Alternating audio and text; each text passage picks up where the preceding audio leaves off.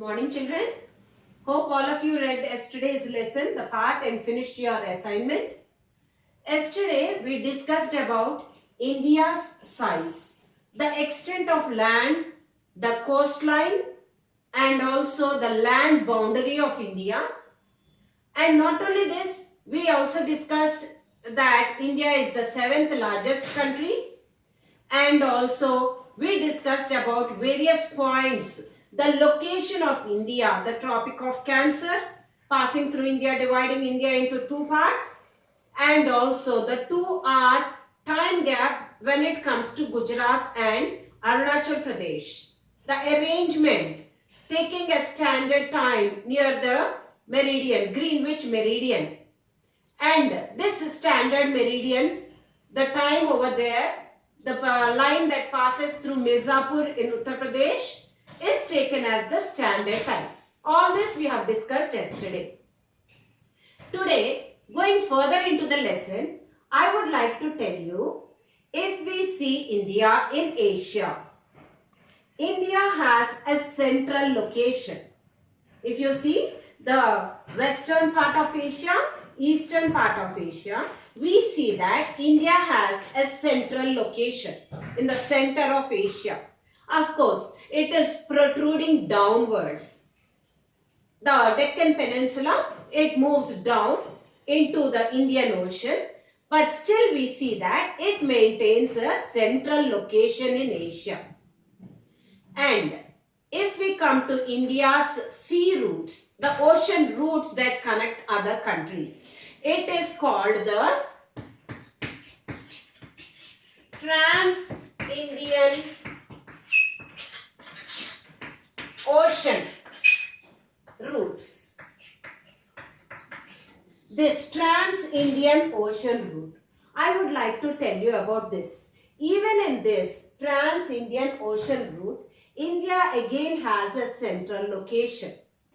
Here, if you see, India has a very good ocean connection, the route connection with Europe when it comes to the west side. It has a very good connection with Europe, with Africa downwards in the west. And when it comes to the east, we have a very good connection with Southeast Asia and also Southeast Asia and Northeast Asia. India has a very good connection over there, always having the ocean routes, and that is the reason why we can specify that India has a very good sea route connection or an ocean route connection with the neighboring countries. I told you the Deccan Peninsula, it protrudes down into the Indian Ocean. Because of the Deccan Peninsula protruding down into the Indian Ocean, India has a very good connection with the other neighboring countries. As I told you, with Europe, Africa, and also with Asia. And that is how India has a very good Trans-Indian Ocean route. Not only this, the long coastline of India, no other country has such a long coastline, and that too into one ocean. India has that protruding and a very long coastline coming into the Indian Ocean, and that is why it is justified that an ocean being named after a country, India, Indian Ocean. That is the importance of India and how Indian Ocean got its name. It is after India's long ocean route, and also its long coastline protruding into an ocean. Not only this, we all think that actually the sea route or the ocean route is the oldest route. But actually India had an age-old land route also, and it was through the mountains. Through the mountains there are various passes, and through these passes various people from the neighboring countries, from the neighboring places, pilgrims and all used to come into India. And this land route also has been very prominent. Of course, the ocean route, I think all of you remember when Vasco da Gama discovered the sea route to India.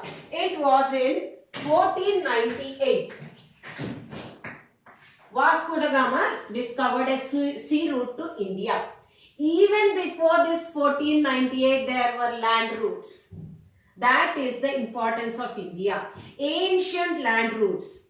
And because of these land routes and the ocean routes, what happened is the greatness, the culture of India, the scriptures, the various things like history, all spread out to the world. If you take an example, the epics like Ramayana, the Upanishads, the Panchatantra stories, today if you see, everywhere it is there. But not today. In those ancient days itself, other countries could read all these epics and also the stories of India. Not only this, the numerals, the decimal system, all these, the astronomical, astrological surveys and all these that were conducted by Indians, they reached out to the world. And the opposite that happened. India also got influenced by other countries' culture. The Greek culture, the sculptures, the domes. I think all of you know what a dome is. Yes, on the buildings, you can see the High Court, everything, all those usually have this structure which is called a dome. This is also one of the culture or one of the architecture that has come from other countries. And not only this, there is another thing, the minarets. This is a dome and we also have minarets. What is a minaret? If you have seen, usually the mosques and all, they have a thin structure on the top with a balcony around it, from where the leader or the religious leader, head, calls out the Muslims for the prayer. Usually you will be listening it. These minarets, all these are the, what we can say, the cultures that have come into India. And not only this, it is the architectural styles that have come into India. And along with this, if you see, we also have various influences from other countries and our country's influence on the other countries. Is it culture? Is it literature? Is it science? Is it technology? I hope all of you remember in 6th class you read about science. The age-old, what we can say, the doctor that we read about.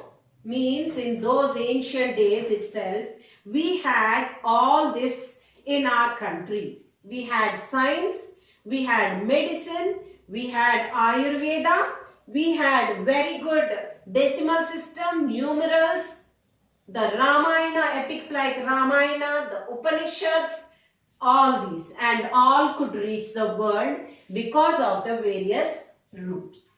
Is it the land route or is it the sea route or the ocean route? This is the importance of India. The muslin cloth, I think many of you don't know about it. It is a very important age-old cloth in India that reached out the whole of the world. It is called the muslin cloth. This also reached the world. So this, I want to specify the importance of India, the role that India played in influencing the world. We discuss about the importance of India, the riches of India, the greatness of India. That is the reason why many foreigners like the British, the French, and even the Portuguese also. Many sailors got attracted towards the riches of India, the spices of India, the cloth of India, the cotton, the fine quality silk. All these things have become an attraction for the foreign countries. Come over to India and trade with India. Not only this, if you observe India today, our India is divided into 28 states and 8 union territories, the latest. 28 states and 8 union territories. But when the Britishers were ruling, or before independence, before 1947, India was divided into two types of states. And they were the princely states and the provincial states. What are the princely states? What are the provincial states? The princely states, the states that were still under our own rulers, the what we can say hereditary rulers, they ruling over their own kingdoms, those states were called the princely states. Then the provincial states, these were the provinces or the places that were under the foreigners' control. Say like the British provinces, the French provinces. These states, the province that was under their control, they were called the provincial states. But today India has states and union territories. And if you see India, it has a very good connection with its neighboring countries, always trying to maintain friendly relations. I will now show you a map that shows the main neighboring countries of India.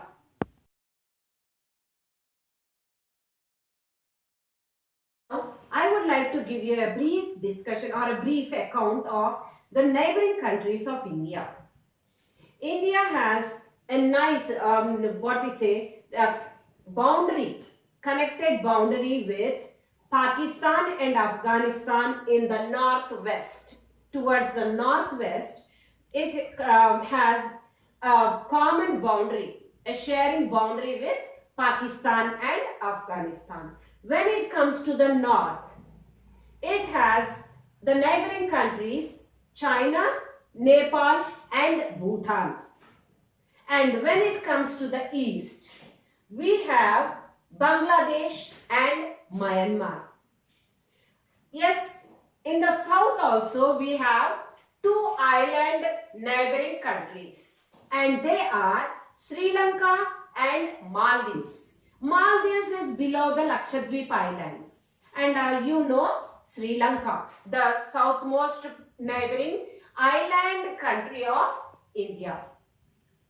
Here Sri Lanka also has a very good relation maintained with India, and not only this, it also has a connection with India. It is through the Palk Strait. I would like to explain about the Palk Strait, how it is attached with the Gulf of Mannar of Sri Lanka. Here, first see this map and then I will explain about the Palk Strait and Gulf of Mannar.